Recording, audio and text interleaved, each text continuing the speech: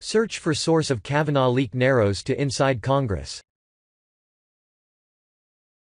Members of the Senate Judiciary Committee listen as Senator Jeff Flake Lr. speaks with Senator Coons after Flake announced he is in favor of additional time in the Kavanaugh investigation September 28, 2018 in Washington, D.C. Flake was crucial in getting the committee to agree to an additional week of investigations into accusations of sexual assault against Kavanaugh before the full Senate votes.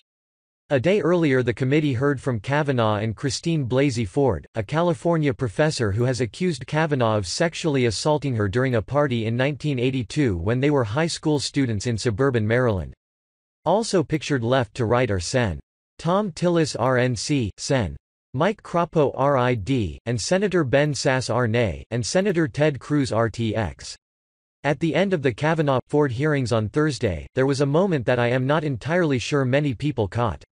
It involved California Sen. Dianne Feinstein, the ranking Democrat on the Senate Judiciary Committee, blaming Blasey Ford for her anonymous letter leaking to the press. Mr. Chairman, let me be clear, I did not hide Dr. Ford's allegations. I did not leak her story, she asked me to keep it confidential and I kept it confidential as she asked, Feinstein said when asked about how the letter got out. It's my understanding that her story was leaked before the letter became public, and she testified that she had spoken to her friends about it and it's most likely that that's how the story leaked, and she had been asked by press. But it did not leak from us, she said. I assure you of that. The truth of that statement depends on who you consider us.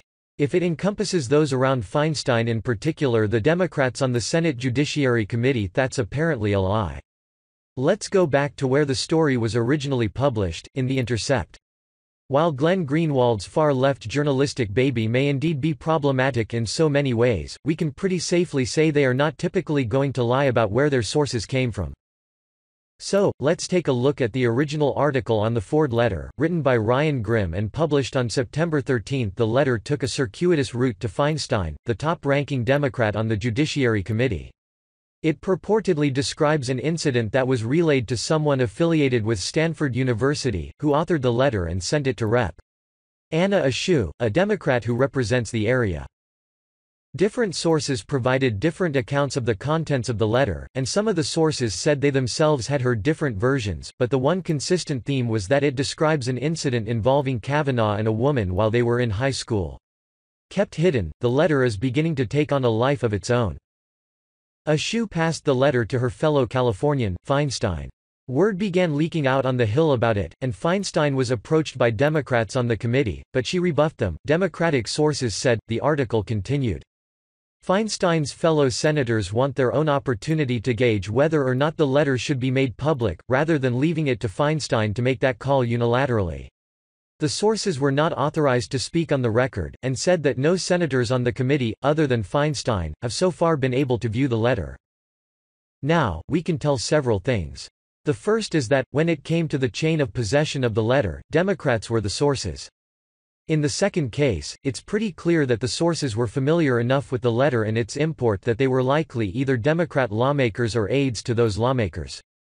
Leaving aside the possibility that the leak of the letter was, in fact, a very controlled one, the article makes it clear just who did it: Democrats inside Congress. The question of who leaked to The Intercept is not just a parlor game here. Remember, no less than Democrat House Minority Leader Nancy Pelosi has said that Blasey Ford was victimized by having her anonymity blown. If they truly believe this, and I will just say that's a matter of much question at this moment, then she was victimized by them. The intruder, so to speak, is inside their own house. It's curious how they are not making too much effort to find out who it really was, especially since it definitely was not one of Ford's friends.